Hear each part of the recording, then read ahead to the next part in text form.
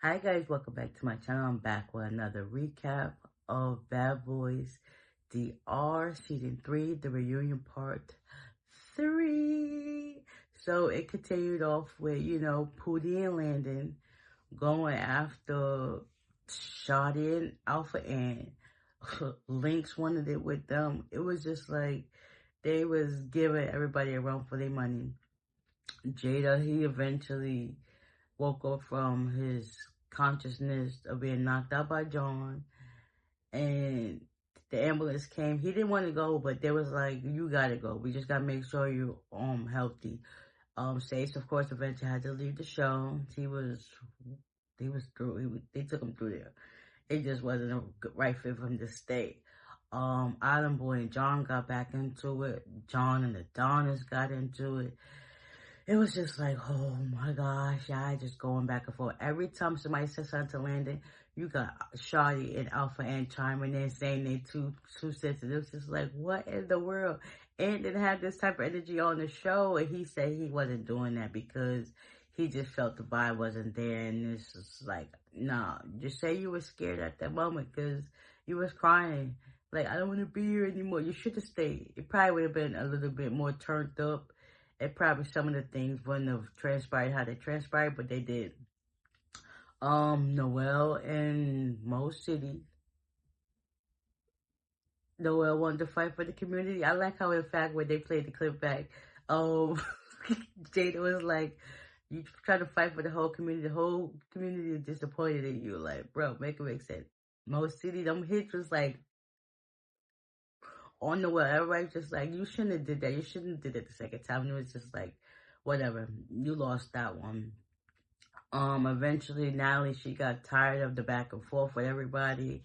John pulled out his shirts about the Adonis dead grandma. Adonis pulled out his thing saying the DL nurse, and it was just like, whoa, a lot of tea was being thrown that I guess Pootie was trying to, on the down low of Lynx, and it was just like, whoa, we did not know all of this. So I guess some things happened in the hotel that we didn't see, but it was just like, yeah, y'all pipe behind now, all this energy and stuff like that. So anyways, the back and forth between them. Most City also addressed that Pootie and Landon. Pootie was still running his mouth, even though his wound opened up on his neck, and it was just like, y'all talk too much stuff. However, most of the time, y'all should just sit down and just be quiet and just hear what people got to say. You don't always got to have a rebuttal to everything that goes on. And it was just like, yeah, they ain't want that. Most City, fine looking man. Like, oh my gosh, it was just crazy. Like, he stood on business. Then Natalie was giving out chains. She gave out 4. That was John. He got his. He was the villain, but he also brought some more dialogue to the show, even though him and Sage was on that from the start all the way to the finish. It was just like, okay, I see why he was like that on Love Capital, and it was just like people didn't like him, but I mean, he made it more enjoyable to watch, so I give him that. Sean got his chain. Who else got their chain? Oh, dang it, I forgot. I know that all I know it was 4. And Mo City felt a certain type of way. Landon and Pootie got theirs. Oh, Island Boy got his. There you go. And it was just like, wow. Yeah. He Natalie should have gave out one of them to the OGs because I realized this is the first time ever that there was a Bad Boys reunion. So she should at least put an accountability for the OGs to get their change as well, because without them, it wouldn't be no Bad Boys season 3. Like, them, that season 2 really put Bad Boys on the map, because season 1 wasn't all that.